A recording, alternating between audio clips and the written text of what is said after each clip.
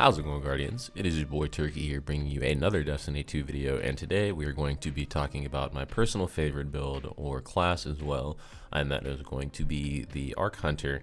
And this is going to be a pretty solid setup that's going to really focus on primarily just DPS, killing every enemy, whether it be ad clear, larger enemies, bosses, or anything. And with this setup, you're going to essentially almost have 3 heavy weapons, and of course, as always, the highlight of this build, one of them going to be the exotic glaive, the Edge of Concurrence. And let's hop straight into this video, and let's do this one in reverse like we did with the Titan one, and let's start with our, obviously, the Arc subclass aspects, fragments, and abilities first. So step 1, let's look at our aspects. The first one we are going to have is Flow State, which states defeating a jolted target makes you amplified. While you are amplified, your dodge recharges more quickly, you are more resilient while dodging, and your reload speed is greatly increased. Defeating a jolted target makes you amplified is going to synergize really well with our glaive that also jolts, as well as our grenade and our melee.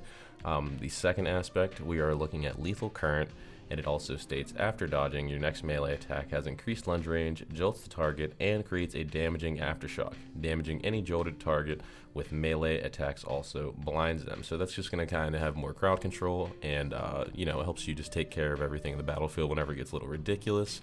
And with multiple sources of jolt coming from this subclass, whether it be the arc launcher, the glaive itself, or the grenades, you're going to have a lot of blinds and just tons of arc explosions going off, and just tons of solo target damage as well if need be.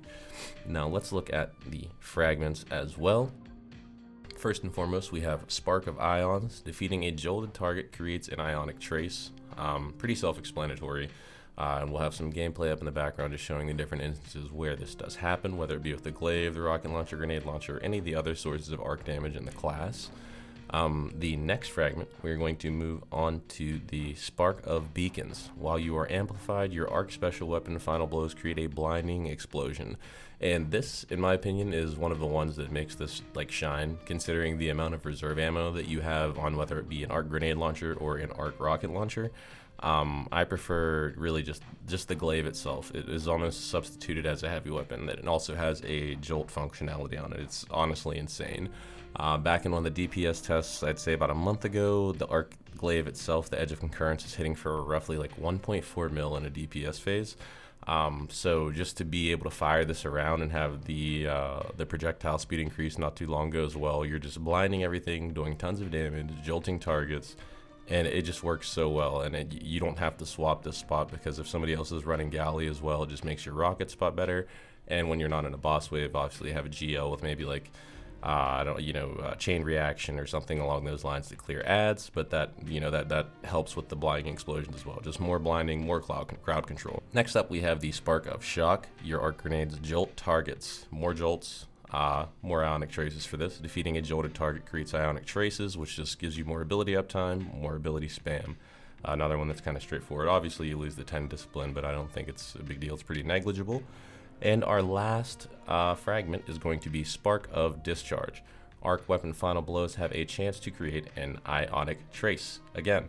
So a lot of ionic traces, a lot of ability uptime, and just really good control of the battlefield, really through damage, not just something that's going to be CCing stuff. And if it's not dead, it'll more than likely be blinded, because the majority of the time you're going to be using your glaive to kill the larger mobs, because it does blind them, and that third shot is free, and it jolts and causes a really nice explosion. Another variation of this build that really takes advantage of all the ionic traces and the arc synergy is definitely going to be the Triton Vice, but that's another build for another video.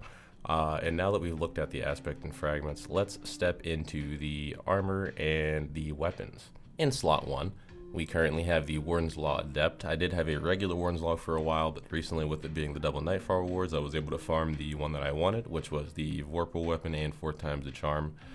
We have Adept big ones on there just to get the extra damage against powerful combatants, bosses, and vehicles.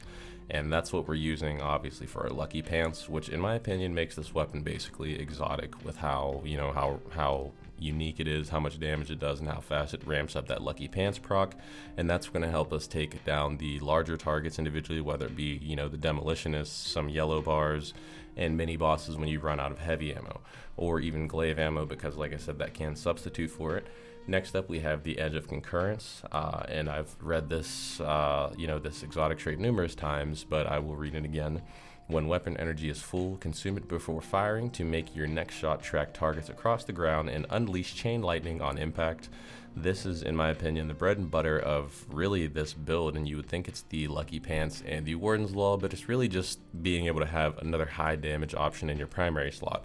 The way that I see it, I said at the beginning of the video, you have 3 heavy damage weapons. You have the Glaive, the Warden's Law, and your rocket launcher, but this right here is going to take care of adds, it's going to do chunk damage, it's going to jolt enemies, it's going to blind, it's going to do a lot, and you'll see that in the gameplay in the background. And like I said, you can up that if you want to rock Triton Vice. In the heavy slot, depending upon the modifiers, you can either run, Crux Terminator, Rocket Launcher, GL, really whatever you're comfortable with. LMG, machine gun, anything is acceptable. So I'm not going to really say there's anything that's, finite or has to be in this slot. But obviously the 2 Lucky Pants, Warden's Law, and Edge of Concurrence is a necessity. Now in our class spot, we have 2 time dilation mods.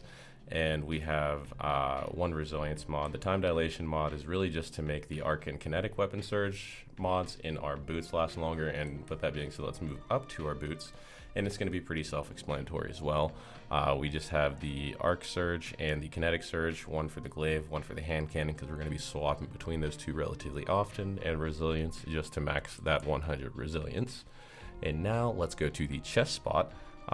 Just min-max 100 resilience is the primary source of this, because I feel like that's always just the go-to in this game. Maybe it's just something I focus on too much, but as long as you control your movement and when you're getting shot at, the resilience is going to help you more than anything, in my opinion, especially running arc. It's not like you can go invisible. And in the chest slot, we were running harmonic reserves, just 1, and then we were running 2 loosened blade mods. That way we can get the 3 shots of the glaive off and then only have to hit 2 direct shots to get it again.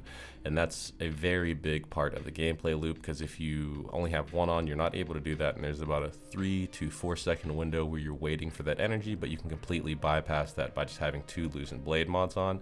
And it also gives you more glaive energy if you need to block for a little bit longer as well. So that's why we have those loosened blade mods on, but primarily just to get the explosive shots sooner. And then next up, we have our gloves. Just more mod generation, orb generation, apologies. We have the firepower mod, your grenade final blows create orbs of power, and also heavy-handed, your powered melee final blows create orbs of power. And then just discipline to, round that out a little bit, and the fastball, just because that's what we could afford, to increase grenade throw distance if there's enemies further away.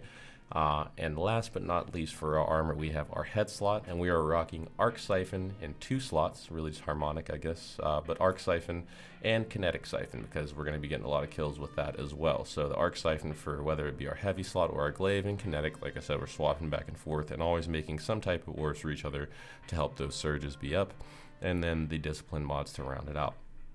But as I said, this is an overall DPS build, and you're going to be able to do damage whether it be close, far, boss, or anything. And it's not like a build where you have to put yourself in strained situations to do damage. And whenever we are using our Arc Super, Gathering Storm, I like to look at it as almost like an Arc Tether. Rather than it being something that just does damage and it absorbs the damage that you deal to it, it kind of blocks off the area that it's set, and it's going to kill everything around it. So if you couple that with a tether, you're doing tons of damage, and you can block off areas and kill everything simultaneously. I've been having loads of fun with this build, especially being able to swap to Lucky Pants whenever you are out of whether it be glaive or heavy ammo to maintain that amplified. You don't feel like you're a wet noodle and doing no damage. This is the build that I have the most fun with, and getting the Warden's Law adept really topped it off, and I felt like I could finally put this video out. And I hope this helps you guys get to wave 50, and I will also more than likely be putting out another video at some point in time this week for some weapons to be looking out for in another build video. Like I said, I tried to get to the point of all the aspects and everything, because this could have potentially been a much longer video, but luckily I was able to condense it. It's your boy Turkey here at SGN. I hope you enjoyed this, enjoy the build video, and you go take a run with it. If you had fun with this, be sure to check out my most recent build video for my Strand Titan and also the Warlock Healer. You folks have a good one, and Turkey out.